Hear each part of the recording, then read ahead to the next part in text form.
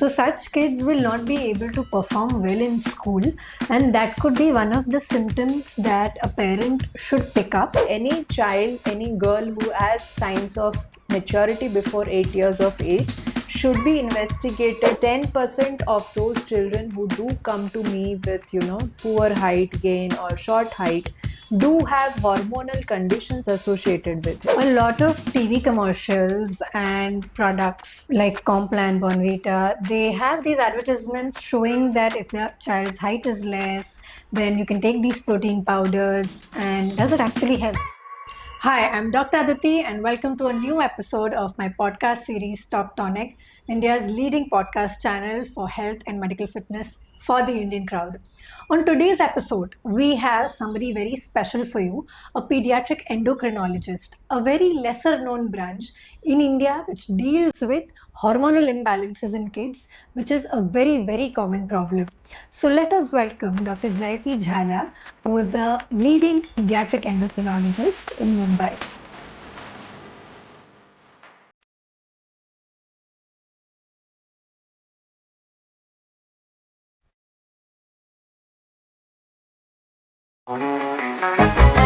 Hello, ma'am, and welcome to my podcast. We are very thankful to have you here today. Pediatric endocrinology, a very lesser known branch. Can you please tell our audience what it is about, why it's so important for people to know about it? Yeah, thank you for the welcome. Pediatric endocrinology basically is a pediatrician who deals with the hormonal imbalances in children. So we have multiple endocrine glands in our body, be it adults, older people, or even children. All of these have these endocrine glands and they produce the hormones which are necessary for our day-to-day functioning. So these hormonal conditions can also present in children.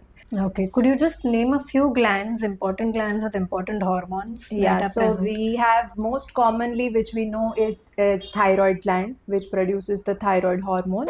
We have the pancreas, which produces the insulin. We have the adrenal glands, which produces cortisol. Okay. I was just reading about endocrinology in pediatric patients, which is the child population. Ma'am, around 1 lakh kids below the age of 14 in India are said to be affected by diabetes, which is a pretty high number for kids. People feel that only elderly or adult population gets affected.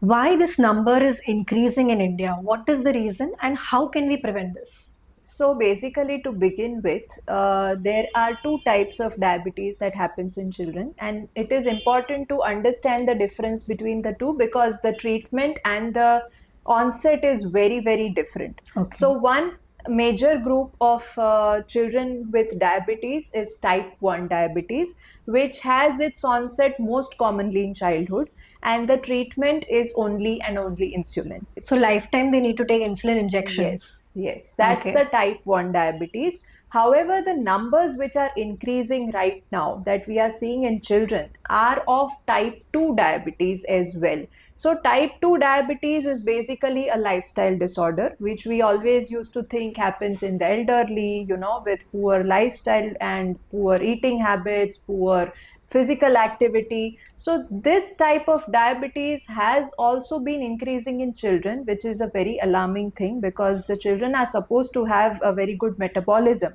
But because of increased screen time, increased, junk food consumption and poor physical activity, we are seeing an increased number of children with type 2 diabetes as well, and this all begins with the obesity and the poor lifestyle of the family as a whole, and this contributes to child also being obese and at risk of developing type 2 diabetes. So you're saying type 1 diabetes is due to genetic issues wherein one of the parents, or it is a hereditary issue, one of the parents could be having diabetes and so the child gets diabetes. Whereas in type 2 diabetes, there is no hereditary or genetic linkage. It's because of the sedentary lifestyle of the child, the certain weight issues and dietary issues which are causing this diabetes, and it is becoming increasingly common. That's correct. Yeah. So type 1 diabetes can happen randomly to any child. Okay. We cannot predict as to which child can get affected. Even if the parents are not affected? No, it is, it is completely random. It is an autoimmune condition. All right. So it can happen at any point of life to any kid. and it's really hard to predict whether an XYZ child would have this All right. condition of type 1 diabetes. But yes, type 2 diabetes is definitely preventable as it's a lifestyle disorder. You can prevent it, and you can Yes. treat it with oral tablets, right? Correct. You don't always require insulin for it, but Correct. then this treatment will again always be a lifetime treatment. So we are seeing reversal of type 2 diabetes in Oh, children is because it is basically a lifestyle disorder. Okay. So if the child becomes physically active, child changes the lifestyle, the family as a whole changes the lifestyle, Okay. better eating habits, more of physical activity, less of junk food. So you can reverse diabetes also. Type 2 diabetes, Yeah, yes. all right. Yes. Okay, that's wonderful to know, ma'am. Also, I feel that circadian rhythm, the biological clock that is there inside our body, plays a very important role in development of diabetes in kids and adults. If you just simply get up at the same time every day and sleep at the same time every day, by same time I mean the right time, getting up early in the morning, say around 5:30, 6 o'clock, and sleeping at around 9 o'clock, sets the circadian rhythm so well that metabolic diseases like diabetes, obesity, all these lifestyle problems can get prevented to a very, very great extent. Ma'am, my next question to you is that in India, as per recent studies, 1 in 2,000 kids, so after every 2,000 kids, whichever live birth is occurring, they are suffering from thyroid problems at birth itself. A newborn baby is having thyroid. This is much above the global average of 1 in 3,000. So India is having higher rates of thyroid at birth.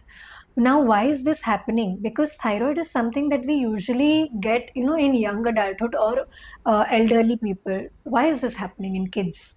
Our thyroid gland develops much before we are born.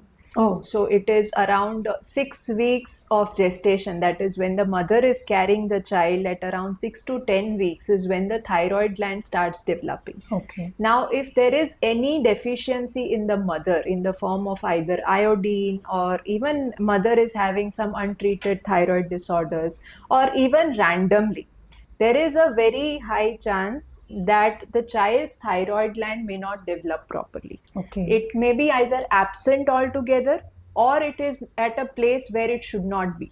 So all these conditions after birth will result in the child having low thyroid hormone levels. Okay. Because till birth the mother is providing the thyroid hormone to the child, but after birth the child has to make its own thyroid hormones. So that is when it gets picked up first, because the child starts showing some symptoms. However, it is very, very important that each child born in India has to be screened for thyroid disorders. Is that happening in India? Unfortunately, not in all hospitals. Okay. So government hospitals are not doing it, or even private So hospitals? nowadays, private has started doing it, Okay. and but yet it's not a part of a scheme, or in part of the government hospital schemes where the patients can get it for free. Okay. But hopefully it should start, because it's been there in the Western countries for a long, long time. So as soon as the child is born, a blood test needs to be done Yes, for correct. T3, T4, TSH, Correct, right? correct. Which are the thyroid hormones. Yes. So either that, or there is another protocol to do it on the third day of life, Okay. which is more reliable. All So right. either of the two tests has to be done to screen each and every newborn for this condition of hypothyroidism. Why is it important? Because the child's brain development in the first 2 years is completely dependent on thyroid hormone. Oh, okay. So any child who is not treated beyond 1 month of life and has this thyroid disorder will go on to have a poor mental development, poor growth of poor growth of the physique as well as the mind. And this can be corrected with just a small thyroid supplement. Okay. So it's very, very important that each child gets diagnosed on time, and within 1 month should be started on this simple treatment of just a thyroid replacement. But say if a patient gets diagnosed of this thyroid problem first few days of life itself, then for how long will he have to take the treatment? It should stop at a certain point, right? Or will it go on for life? So we do some specialized tests which involves looking at the thyroid gland in the baby when the diagnosis is made. So when we do these tests, we can, ascertain whether the child will require lifelong Oh. supplementation. If the thyroid gland is absent, of course, the child may require lifelong supplementation because there is no gland to produce a hormone. But some other conditions can be, transient. Suppose in the first few years of life when the requirement is high, the child may be on the supplement, but it has to be continuously followed up with the thyroid test. Okay. And it's very important to keep the thyroid levels in between the two, Normal range, because Okay. even the higher ranges can cause harm and the lower ranges definitely causes harm. So such kids will not be able to perform well in school, and that could be one of the symptoms that a parent should pick up if this test has not been done at birth. Right, ma'am? Yes. Yeah.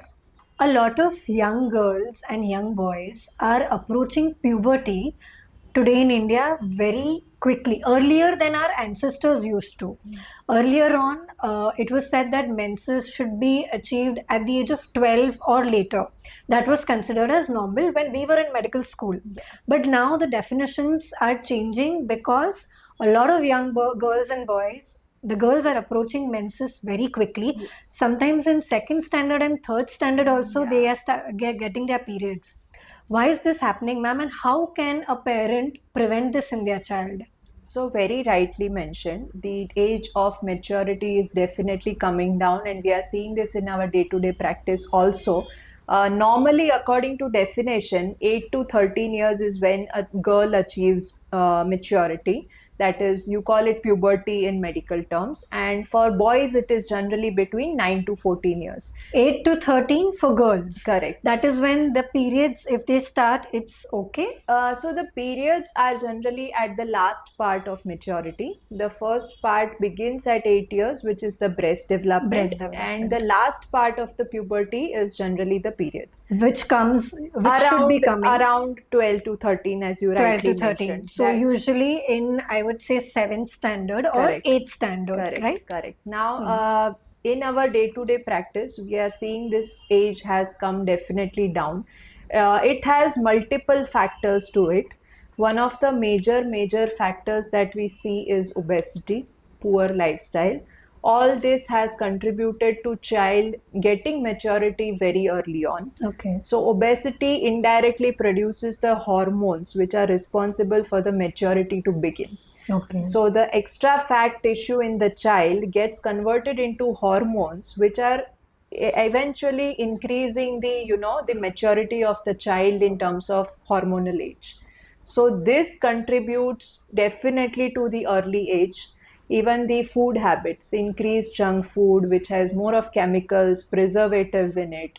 The milk products these days also have lot of preservatives in it, which are also considered to have some effect on the hormonal maturity of the children.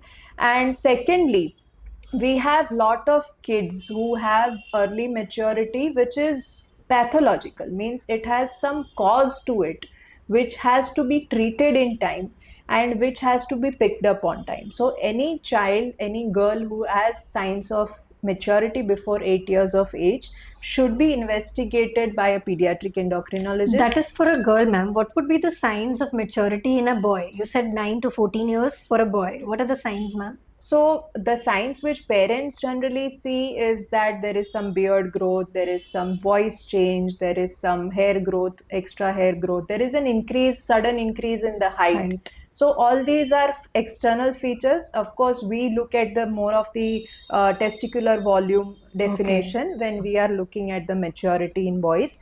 But this becomes difficult for the parents to pick up. Correct. But definitely, if you have any doubt, that the boy is growing older faster than the other boys in the class, has a sudden height spurt, has a sudden change of moods, so a voice change, it has to be investigated if the age is really early, because it could be some tumors also in rare cases which can cause these early changes. Okay, in both girls and boys, there Yes. could be a tumor that could be causing this. Yes, but All it's right. in very early age. Like if the child is maturing in, 6 years, 5 years, even 1 year child we have seen. So those Oh, children will have definitely some cause behind it and it has okay. to be investigated. All right. Interesting, ma'am. Ma'am, a lot of people think that reaching puberty earlier than the normal range is absolutely okay. They just carry on with life. But can you please explain the audience what could be the repercussions of getting menses early or getting puberty earlier than normal? So there is a reason why there was a specific age defined for, the maturity to begin, because the hormones in our body stay for specific amount of time. So a Ach- child who gets, maybe a girl who gets an early puberty, definitely has the fixed number of years. So probably the menopause also will be relatively Oh, early, and the okay. fertility period of that child is, limited. Hmm. So it's important that as adults also they should have a fertile period left with them. Okay. And they also say that, with increasing exposure and early exposure of the hormones, there are increased risk of breast cancers and endometrial cancers happening. Ma'am, every parent wants a better height for their child. They want to kind of sometimes compete with the classmate or the neighbor कि नहीं मेरे बच्चे का height ज़्यादा होना चाहिए Hmm. class में.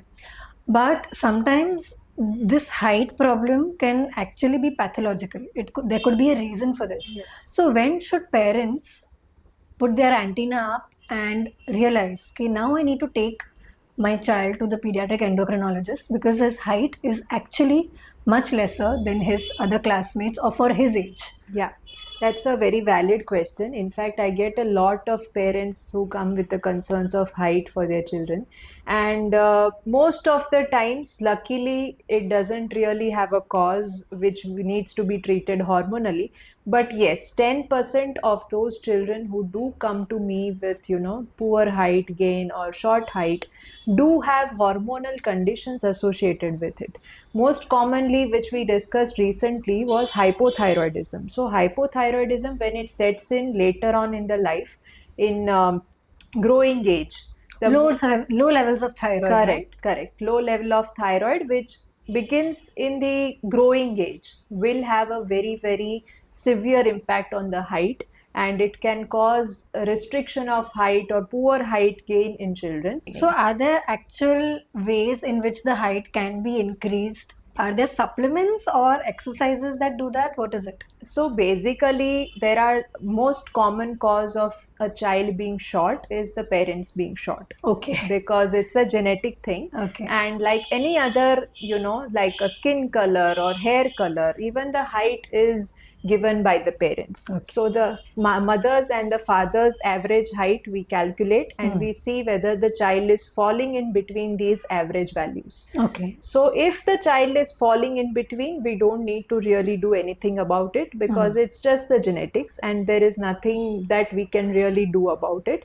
However, if the child is falling below these average values between the mother's and father's height, there are multiple reasons that could be, working with for it.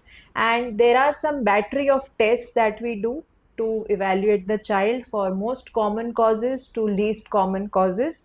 And there are very, very rare cases where there is a growth hormone deficiency. So basically, growth hormone is the hormone which increases the height in all of us during the childhood phase. So this growth hormone can be deficient in 1 to 5% of the child who comes to us with short height, and supplementing these children with growth hormone injections shows a drastic improvement in their height. So even if the height is normal and a sports person is taking, or say a model is taking these growth hormone injections, will their height actually increase? Will it help them or it will harm them? So unfortunately, if you have already something getting, produced in the body, giving it extra is not going to help. Okay. So it's just going to harm. So basically, only a trained pediatric endocrinologist can really, understand whether the growth hormone is really deficient in the child or not. Okay. And only for those specific conditions, we use this growth hormone. A lot of TV commercials and products today like Complan, Bonvita, they have these advertisements showing that if the child's height is less, then you can take these protein powders. And does it actually help? So the key point here is all these powders are to be mixed in the milk. Ah, So the milk is the actual okay. nutrition and the actual, the important thing that has to be consumed. Even if a plain milk is consumed, it will have the same effect. But because children don't like plain milk, that is why these products are getting more and more advertised, that Okay. it has a good taste. You put it in the milk and it shows that the product had its effect, but it's really the milk that is its Would effect. some exercises, like, when I was a child, people, my parents and family used to say that cycling, swimming, or, just doing those pull ups on the rod will actually help spot your height. Is that a valid form of exercise to increase the height? So it's not for the height, Ah, it's for the child to remain physically active. okay. Any child who is physically active has better muscle growth, has better bone health, Ah, and in general will have a better height potential. okay. It's not, just pulling on the rods. It's any form of physical activity, whether the Okay. child wants to play football, wants to dance, wants to go swimming, it's the child's choice. Often kids complain of persistent fatigue during school hours or poor milk intake, and this leads to bowing of legs, curving of the legs. Ma'am, could you please explain the viewers what could be wrong in such a case? What can they do? So basically, whenever I evaluate a child with, poor height or any of these symptoms which you just mentioned, I always get a vitamin D level done. Okay. And to everyone's surprise, 99% of the kids' vitamin D levels are always in a very, very low In spite of a good range, diet. in spite of a good diet. Okay. So if you don't have a proper cement, the building is going to get bent. So Ah, it's like a cementing material. Calcium and vitamin D are the cementing material. So for the bones to grow, it has to have a good support from the outside. Now, if this doesn't happen, the bones start getting weaker and they start getting bent. ah. So it's a very early stage which has to be picked up by pediatricians, by any physician, or by pediatric endocrinologist. And this has a very simple treatment again. So in my branch, most of the treatment is very simple. Whatever hormone is missing, you supplement it from Yes. the outside and the problem is solved. Yeah. So here vitamin D is low, calcium may be low, you just supplement in form of tablets and the child will have a tremendous improvement in all these symptoms. Say a child doesn't have any of these symptoms, he's absolutely normal. Still, should they be taking these supplements? Yes, there is a pattern in Western country where they do a yearly battery of sets for every growing child, more in the initial years, but later on also every year there is a health checkup, which includes all of these basic vitamins and minerals, iron, very commonly deficient in Indian children. Okay. Yeah, iron deficiency, again, one of the most common reasons. Vitamin D, very, very commonly deficient. Calcium, very commonly deficient. So, when you document a level to be low, you are more confident in treating, and the dosing also differs when you have a value which is very low. Okay. So you do recommend that children should be at a regular basis get screened for vitamin D and iron levels Yes, at least. yes. And what would a normal child require a dose of vitamin D in tablet form? So there are sachets available which have to be dissolved into milk or water, and you just have to take it once a month for Okay. maintenance, given your levels are normal to Normal. begin with. Okay. If the levels are low, the treatment dose is different. We have to give it every weekly for 8 weeks. But again, this has to be confirmed with a lab test and we Okay. have to document a low value. Only then we can supplement it with the treatment dose. Would it be harmful if a parent gives extra vitamin D to the child than is necessary? Yes, so generally vitamin D is a fat soluble vitamin. So that means it is not excreted in the urine or in the, in the blood. If it is not required, it gets stored in the fat and it can be toxic if given in high dosing. So Okay. it is always recommended that you always supplement the child with the guidance of a practicing pediatrician or a pediatric Understood. endocrinologist. So just sitting in the sun for half an hour or doing sports activities under the sun is not going to be enough to supplement your body with vitamin D. You really need to take supplements for adequate levels. Correct. So Okay. the guideline which says adequate amount of sunlight is a very, very impractical thing to do for Mm. any of us. It Okay. says that the mid-noon sun should be exposed for at least 45 minutes with 80% of the skin uncovered. So all these are very, very impractical guidances, which Um, is difficult to follow for any one of us. okay. And we really don't have that much sun exposure, in our day-to-day Because life. kids are mostly either in schools or in tuition classes. Correct. That outdoor time that should be given to them is missing Yeah, these days. definitely. It was so important for the Indian public, the Indian parents, to know about these conditions, which are very lesser known. And a lot of times, parents have these questions in mind, but they don't know where to go to, whom to ask. So, pediatric endocrinologist is one such super specialty which can really help you if you have faced any of these issues that you have heard of today. If you think we have added enough value to your life, Please subscribe to this wonderful channel and get all the important health updates from a trained person and a reliable source. Thank you. thank you so much for being on this podcast today and giving us such vital information that the Indian public really needs to know. And we are very, very grateful to have you on that. Thank you so much. It was a great pleasure here as well.